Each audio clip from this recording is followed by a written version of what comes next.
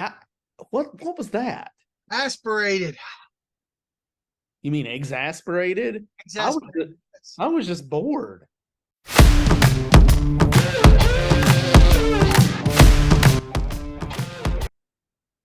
How do you make that boring?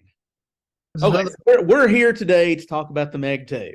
The Trench. It's a movie with Jason Statham and nobody else you care about. The Meg. Dan Whitley directed it. It's a sequel to a movie that. Did you go see that with me? No, I saw it with Joseph.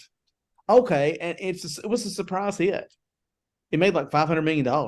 How do you make a Jason Statham? I mean, the guy's been in some of the best movies, action movies at least, of the last 30 years. What's wrong with this one? Oh, nothing, Tommy. It's tip-top. It's just I'm not sure about the colour. How do you make a movie with him about a megalodon and make it boring? And They did it. They did it. You're right. For the first 2/3 of this movie, they did it. They took his character from what was his character from the first movie? What did he do? The first movie, he was one of the world's best deep sea rescuer. He went down and he rescued people from submersibles that were on the bottom of the ocean. He went and rescued people from the bottom of the ocean. Best in the world at it. Him and his crew. Well, in this movie, woke idiots got a hold of it and turned him into an environmental warrior. That's fighting eco-terrorist. I don't know what he did. I didn't care. Nobody that bought a ticket to the Meg 2 wanted to see the first 2/3 of this movie. No. It just basically amounted to him and his merry group of friends going and fighting an illegal mining operation for something. I have no idea. The first of it wasn't even about the mining operation. The first of it, he was on this big cargo ship, and he was trying to get in. He was like a spy, and he was trying to get evidence on these people dumping nuclear waste into the ocean. They took Jonas Taylor. All of a sudden, he is Shaw from Fast and the Furious, taking on multiple bad guys, jumping off cargo containers. There was one scene in the movie at the very beginning where he jumped off a ship into the ocean. Yes. How far of a drop would you say that was? I don't know, 15 stories. So that's maybe the first part, and then the second act involves them going and encountering some, I don't know, operation at 25,000 feet, a good 12 or 13,000 feet deeper than the Titanic. They're down there. They're mining rare minerals. Yeah. Well, anyway, the creatures and the special effects, honest to God, to me, it looked like, to me, it was shot in an aquarium. It didn't look good. It didn't look convincing for being that deep in the ocean. I mean, we just came off of that stupid submersible story and that was 12,000 feet. You know, a single pinprick in your ship would create a beam of water that would slash your arm off. These guys are down here at 25,000 feet. Anyways, they're in two submarines. They go down below the barrier. Then all of a sudden they get spotted by another submarine. Ooh, there's another submarine down there. All of a sudden we see this huge, monstrous facility 25,000 feet below the surface of the ocean. Not the Meg anymore. I was like, where are they going to go from here? It was like corporate intrigue. I mean, they introduced 3 baddies that were human. There was the evil corporate overlord lady, so it had to have a female in charge.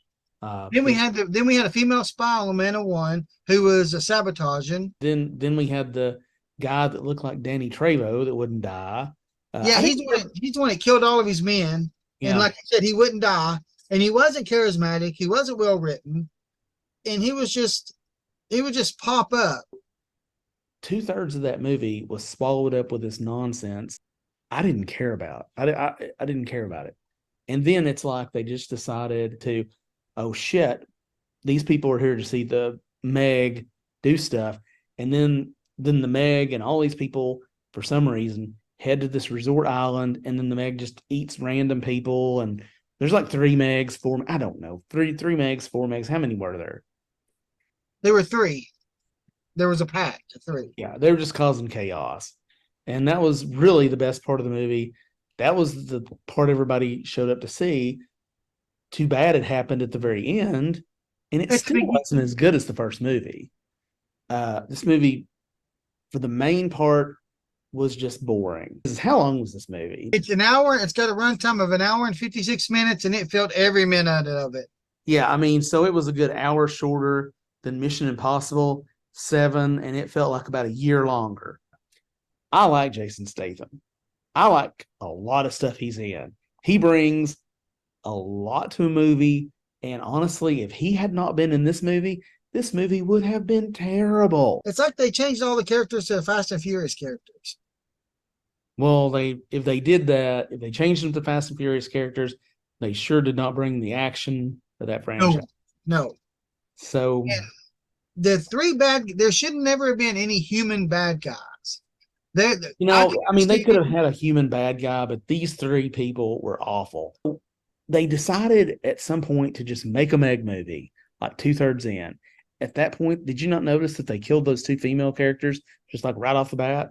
Oh yeah, they didn't even make it to the underwater station. I'm gonna give this movie, I would say, a C-. Oh, it's got to be a C-. If you are going to the movie theater, the movie I would recommend, Mission Impossible, best movie that's come out this year. Yes. What would you say? I would agree. Go see something else. Yeah. I hate to say it, but go see something else. You're totally correct on that.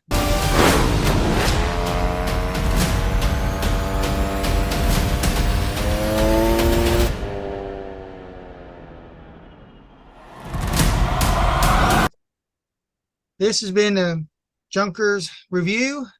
Please don't forget to hit that like button, hit that subscribe, hit that notification bell, hit that like button. Terrible movie to have such a good a pretty solid cast.